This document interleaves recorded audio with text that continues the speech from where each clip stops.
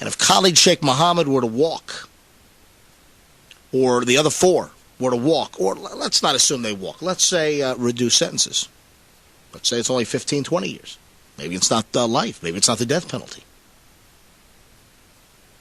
Is there any chance this is a continuation? And why shouldn't I have at least a stream of this thought? Because he's already apologized all over the planet for stuff the United States has done. Let me tell you what is extremely possible. What is extremely possible is that some of the confessions are tossed out because of what might be construed as coercion. The waterboarding. And the fact that they're defense attorneys or Khalid Sheikh Mohammed, it's speculated that he's going to be his own lawyer. To turn this thing into a circus, to turn this thing into a worldwide platform. That's the other thing. And I told you this on Friday's show. It's completely moronic and idiotic. So Khalid Sheikh Mohammed can continue the pain for all these 9/11 families, open up all the wounds that they'll have to relive day after day after day, and turn this into his own personal jihadist pilgrimage soapbox to espouse and tout Al-Qaeda and the reasons why they hate the West, hate the United States of America, and want us all to die. But this administration, it just reeks of rank amateur status. John Kyle, Republican senator from Arizona, said that valuable information about U.S. intelligence methods was revealed to Al-Qaeda because of the Abd al-Rahman trial back in 93. How about the 183 times that Khalid Sheikh Mohammed was waterboarded? Is there a chance that, like I said, confessions can be tossed out? This is such a dangerous, dangerous position that this administration has put us in. And the most pathetic example of Obama's efforts to impress the world at our expense is this decision to bring KSM and the other four into New York City. You know it and I know it. It is an insult to every single 9/11 victim, their memory, their families, all Americans. When parallels are drawn between American citizens, even the worst among us, and terrorists, enemy combatants, Islamic extremists who have sworn to defeat this country.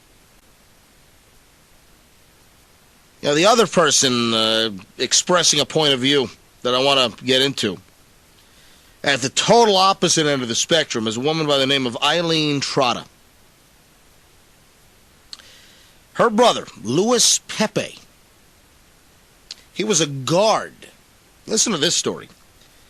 At the Metropolitan Corrections Center in New York, 10 months before Al-Qaeda struck the Twin Towers, one of the terrorist group's founding members plunged a sharp comb through Pepe's left eye and into his brain. It blinded him. 42-year-old prison guard, he was blinded. Also left him with brain injuries that plague him to this day. November 1st, 2000.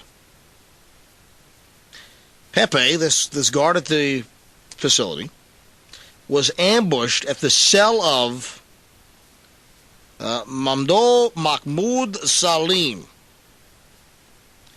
one of bin Laden's top aides, and his cellmate was another Al-Qaeda suspect. He joined in the attack, and here's what happened. They were given an inch, and they stabbed his eyeball out, is the only way to put this. They had been granted permission to buy hot sauce from the commissary, and of course they had a nefarious motive in mind. They saved it up. They saved the hot sauce. And what they do with the hot sauce that they saved up and they pooled together? They made their own mace, which they then used to blind Pepe while they beat him half to death. and jammed a sharpened plastic comb into his eyeball, which went through his eyeball and into his brain. They tried to rape him. Somehow he was able to fight them off. It took other guards an hour to get to him because they had brought the wrong keys. Whole story here. And this is where they would be housing Khalid Sheikh Mohammed while he waits trial with the other four. Also remember that Khalid Sheikh Mohammed, he was the guy that slowly sawed off Daniel Pearl's head.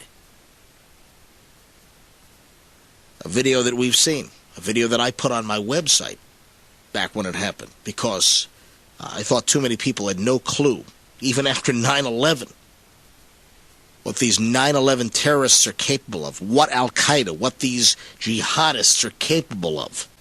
The sister of the guard that had his eye stabbed out, his brain damaged.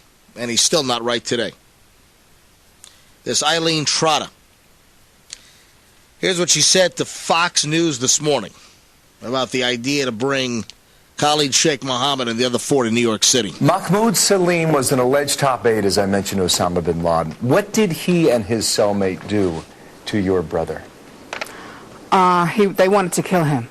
But before killing him, they wanted to get his keys so they could get out of the prison, allegedly to kill their attorneys and to help other followers escape. They took a sharpened comb. Right. They jabbed it into his left eye. Correct. It was inserted 3 inches deep into his brain that caused permanent brain damage. Absolutely. And they continued to beat him for an hour? Yeah, it took about an hour for help to arrive. My brother was left there alone in the supermax security unit of that prison. There were 5 detainees from the African embassy bombers. Post orders said there had to be 3 officers and a lieutenant up there, and my brother on the day shift every day was left alone. And it took an hour to get help? Yes, and I'll tell you why.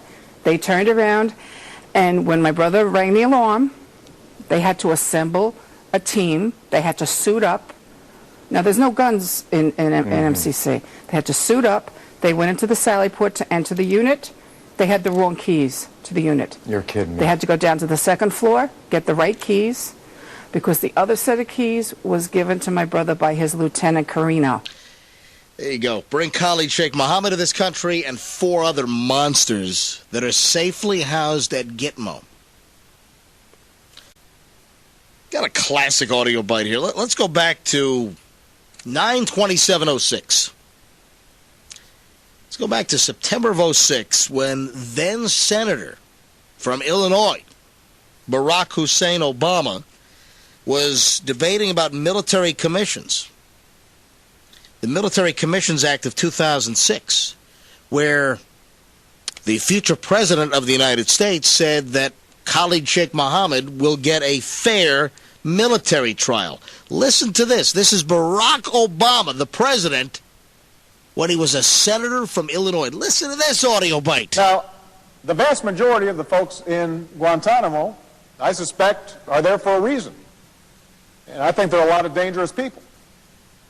Particularly dangerous are people like Khalid Sheikh Mohammed. Whoop, change my mind. Ironically, those are the guys who are going to get real military procedures because they are going to be charged by the government. Now, let me just respond to a couple of points that have been made on the other side. You'll hear opponents of this amendment say that it will give all kinds of rights to terrorist masterminds like Khalid Sheikh Mohammed. I want to repeat, that is not true. The irony of the underlying bill, as it's written, is that someone like Khalid Sheikh Mohammed is going to get basically a full military trial. Well, that was then. This is now. With all the bells and whistles. He's going to have counsel. He's going to be able to present evidence. He's going to be able to rebut the government's case. Because the feeling is that he's guilty of a war crime, and to do otherwise might violate some of our agreements under the Geneva Convention. I think we will convict him, and I think he will be brought to justice. But not anymore. No, that was 06. No, this is 09 now. Not anymore. Barack Hussein Obama's changed his mind. Because Khalid Sheikh Mohammed, no more military commission. He's coming to New York. Yeah.